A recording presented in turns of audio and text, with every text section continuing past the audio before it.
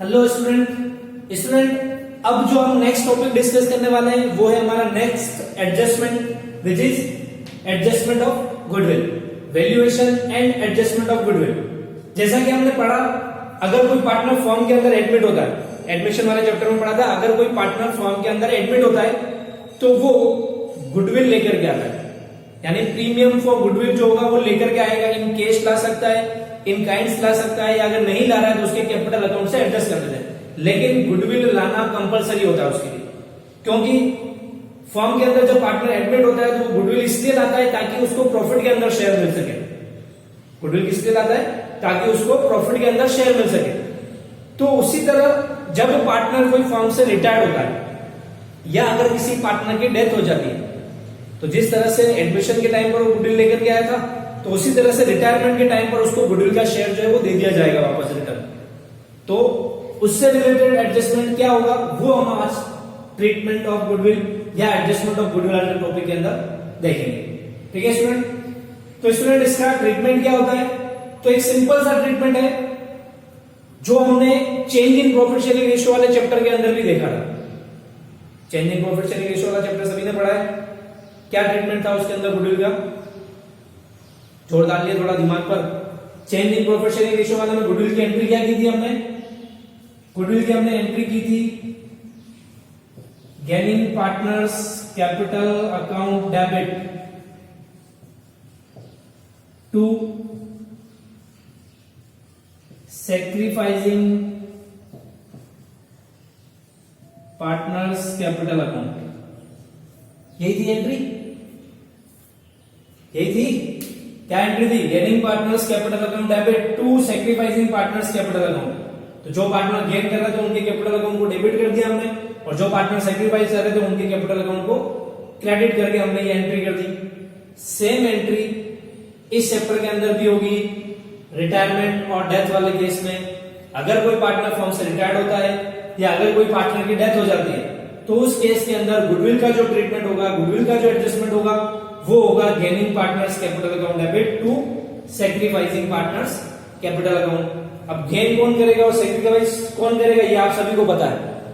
जैसा मैंने कहा था, अगर कोई एक पार्टनर रिटायर्ड हो रहा है तो वो फर्म छोड़ करके चला जाता है और उसका शेयर जो होता है वो रिमेनिंग पार्टनर्स यानी बचे हुए पार्टनर्स को मिल जाता है। तो गेन कौन कर रहे हैं? जो बचे हुए पार्टनर्स है वो, यानी कि रिमेनिंग पार्टनर्स। और सैक्रिफाइस कौन कर रहा है? अपना शेयर, जो रिटायरिंग पार्टनर है वो। तो वैसे तो एंट्री होती है gaining partners capital to sacrificing partners capital. इसकी जगह पर आप एक एंट्री और भी कर सकते हैं। क्या? गेन कौन करेंगे? जो रिमेनिंग पार्टनर्स है वो। तो यहां पे गेनिंग की जगह रिमेनिंग भी लिख सकता हूं, remaining partners capital account debit. Sacrifice कौन करेगा? जो पार्टनर रिटायर्ड हो रहा है वो। तो यहां पर लिख देंगे to retiring partners capital account.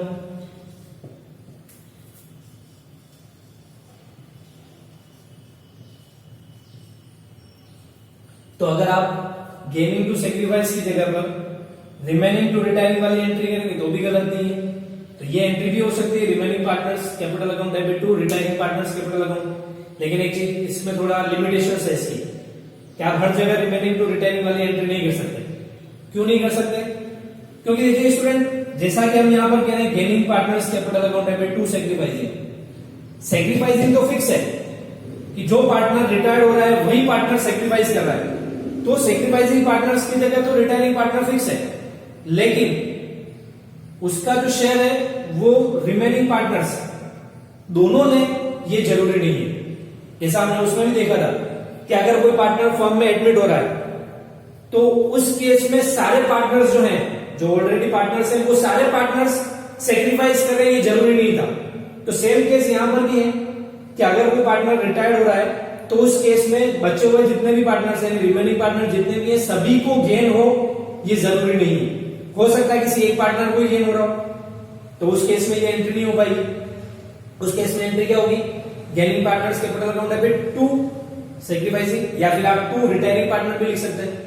तो स्टूडेंट एंट्री दोनों सही है, आपको केवल ये वाली याद रखनी है। मैंने ये दोनों एंट्री इसलिए बताई क्योंकि आपके बोर्ड एग्जाम के अंदर ऑप्शन वाले क्वेश्चन भी आते हैं, ऑब्जेक्टिव टाइप एमसीक्यूज क्वेश्चन भी आते हैं।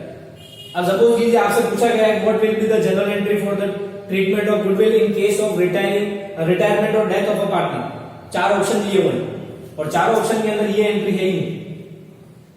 जो 4 ऑप्शन दिए हुए हैं उसके अंदर ये एंट्री नहीं है, तो फिर आप क्या करोगे? तो उस समय आपको क्या ढूंढनी, ये वाली एंट्री देखनी है, remaining partners capital account debit to retiring partners capital account. तो उस समय आप ये एंट्री टिक करोगे तो आपका आंसर सही हो जाएगा। लेकिन जैसा मैं कह रहा हूं कि आप क्वेश्चन जब कर रहे हो तो आपको एंट्री यही वाली याद रखनी है। ये मैंने ऑल्टरनेट बताया इसका, इसकी जगह पर ये एंट्री भी पास हो सकती है, लेकिन हर केस में नहीं होती है। और क्यों नहीं होती वो मैं आपको क्लियर कर चुका हूं, क्योंकि रिमेनिंग पार्टनर जितने भी हैं वो हमेशा गेन करे जरूरी नहीं है। हो सकता है उसमें से कोई पर्टिकुलर एक ही पार्टनर गेन कर रहा हो तो उसी का नाम आएगा, तो इसलिए रिमेनिंग टू रिटायर नहीं होती। अब आप यहां पर सेक्रीफाइस की जगह आप चाहे तो यहां पर रिटायरिंग पार्टनर भी कर सकते हैं।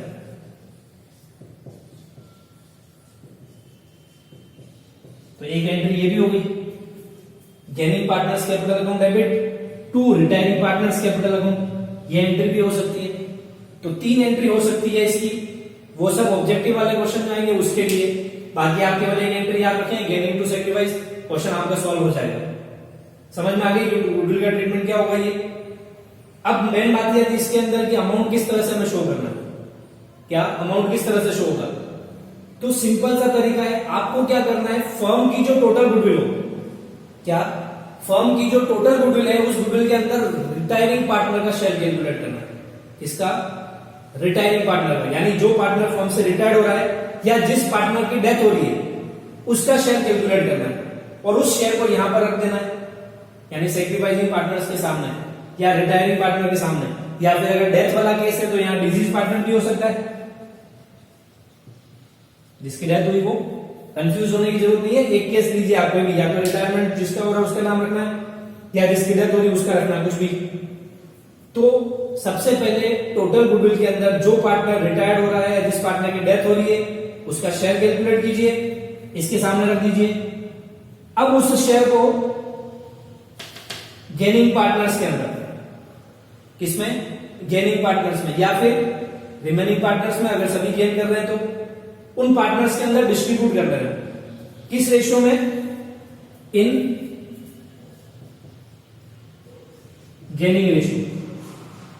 किस रेशियो में? In gaining ratio. जैसा कि मैंने कहा अभी कि आपको हर क्वेश्चन के अंदर gaining profit sharing ratio calculate करना है। क्यों? क्योंकि गेनिंग रेशियो कहां काम आएगा? गुडविल में। जैसे आपने एडमिशन वाले चैप्टर में पढ़ा था, गुडविल किस रेशियो में डिस्ट्रीब्यूट हुई थी पार्टनर्स के अंदर? सेक्रीफाइस में। तो यहां पर गुडविल किस रेशियो में डिस्ट्रीब्यूट होगी? गेनिंग रेशियो में। किस रेशियो में? गेनिंग रेशियो में। इसलिए गेनिंग रेशियो कैलकुलेट करना कंपलसरी है। विदाउट गेनिंग रेशियो गुडविल का ट्रीटमेंट हो ही नहीं सकता। तो क्या करोगे? वापस बता रहा हूं, सबसे पहले फर्म की जो टोटल गुडविल हो उसके अंदर रिटायरिंग पार्टनर का शेयर कैलकुलेट करना है, इसके सामने रखना है यहां पर, और उस शेयर को रिमेनिंग पार्टनर्स के अंदर या गेनिंग पार्टनर्स के अंदर उनके गेनिंग रेशियो के अंदर डिवाइड करके लिख दीजिए, यहां पर आपकी गुडविल की एंट्री हो जाएगी। क्लियर सभी को? तो स्टूडेंट, जब पार्टनर फर्म से रिटायर्ड होता है, डेथ होती है, तो एक ही एंट्री होती है गुडविल की, और कोई केस नहीं है, केवल सिंगल एक ही केस है, एक ही एंट्री करनी है, गेनिंग टू सेक्रीफाइसिंग। नए जो रिटायर पार्टनर होगा उसका शेयर कैलकुलेट करना है, यहां रखना है और उसको दोनों के अंदर डिस्ट्रीब्यूट कर देना। ये हो जाएगी गुडविल की एंट्री। अगर गुडविल आपको ऑलरेडी बुक्स के अंदर पहले से दे रखी है, जैसा कि एक टॉपिक है आपके जिसको हम एग्जिस्टिंग गुडविल कहते हैं, क्या? Existing goodwill. अगर फर्म की जो बुक्स है उन बुक्स में ऑलरेडी गुडविल एग्जिस्ट है तो सबसे पहले आप क्या करोगे? उस गुडविल को डिस्ट्रीब्यूट कर दोगे। पिछले वाले चैप्टर में भी पढ़ा है सेम केस। ये तो आपकी जो नई गुडविल होगी, यानी कि अभी जो रिटायरमेंट के टाइम पर जो गुडविल की वैल्यूएशन है उसके लिए है। लेकिन अगर फर्म की बुक्स में ऑलरेडी गुडविल एग्जिस्ट है तो उसको क्या करोगे? आप सबसे पहले पार्टनर्स के अंदर डिस्ट्रीब्यूट कर दोगे। कौन से पार्टनर्स में? ओल्ड पार्टनर्स में। कौन से पार्टनर्स में? ओल्ड पार्टनर्स के अंदर। एंट्री क्या होगी? Old partners capital account debit to goodwill account. ये एंट्री किसके लिए है? जो एग्जिस्टिंग गुडविल है उसके लिए, यानी फर्म की बुक्स के अंदर ऑलरेडी जो गुडविल एग्जिस्ट है उस गुडविल को आपको डिस्ट्रीब्यूट करना है। तो एंट्री होगी old partners capital account debit to goodwill. किस रेशियो में डिस्ट्रीब्यूट होगी? तो इन ओल्ड पीएसआर, जो कि मेरी टैग लाइन वही है, old item, old partners, old ratio. तो ओल्ड गुडविल है, ओल्ड गुडविल मतलब एग्जिस्टिंग गुडविल यानी ओल्ड हुई, ओल्ड पार्टनर्स में डिस्ट्रीब्यूट हो रही है ओल्ड रेशियो के अंदर। अब यहाँ ओल्ड पार्टनर्स का मतलब सारे पार्टनर्स हो गए, जैसे 3 पार्टनर्स हैं एबीसी, तो ओल्ड वही है तीनों, तो तीनों के अंदर डिस्ट्रीब्यूट होगी। क्लियर? तो एग्जिस्टिंग गुडविल को सबसे पहले डिस्ट्रीब्यूट कर दीजिए old partners capital account debit to goodwill के नाम से। जितनी भी गुडविल दे रखी हो उस गुडविल को आपको ओल्ड पीएसआर के अंदर डिस्ट्रीब्यूट कर देना है। एक एंट्री तो ये हो जाएगी, और दूसरी एंट्री हो जाएगी आपकी जो अभी गुडविल है, गुडविल का जो वैल्यूएशन हुआ है at the time of retirement, उस गुडविल की एंट्री करनी है आपको gaining partners capital account debit to sacrificing partners capital account, या फिर remaining partners capital account debit to retiring partners capital account भी कर सकते हैं, या फिर gaining partners capital account debit to retiring partners capital account, या डिजीज पार्टनर्स कैपिटल अकाउंट, ये भी हो सकती है। तो तीनों ऑप्शन दे दिए मैंने आपको, कोई सी भी एंट्री कीजिए, नहीं याद रहता है एक ही याद रखो, गेनिंग टू सैक्रिफाइस, सिंपल सा फंडा है, हो जाएगी एंट्री। अमाउंट कैसे लिखना बता दिया, इसका अमाउंट कैसे आएगा वो भी पता लग गया। टोटल गुडविल का जो अमाउंट दे रखा हो एग्जिस्टिंग गुडविल ओल्ड पीएसआर में बांट करके लिख दो, खत्म ट्रीटमेंट ऑफ गुडविल। तो बहुत इजी टॉपिक है, फटाक से इसके क्वेश्चन जितने भी है वो निकाल लेंगे। एक क्वेश्चन मैं आपको सॉल्व करके बता देता हूँ इस टॉपिक का कि गुडविल का ट्रीटमेंट किस तरह से होगा, किस तरह से अमाउंट आएगा। बाकी ये क्वेश्चन जो है वो आपको सॉल्व करना है, बहुत इजी टॉपिक है, आराम से कंप्लीट हो जाएगा।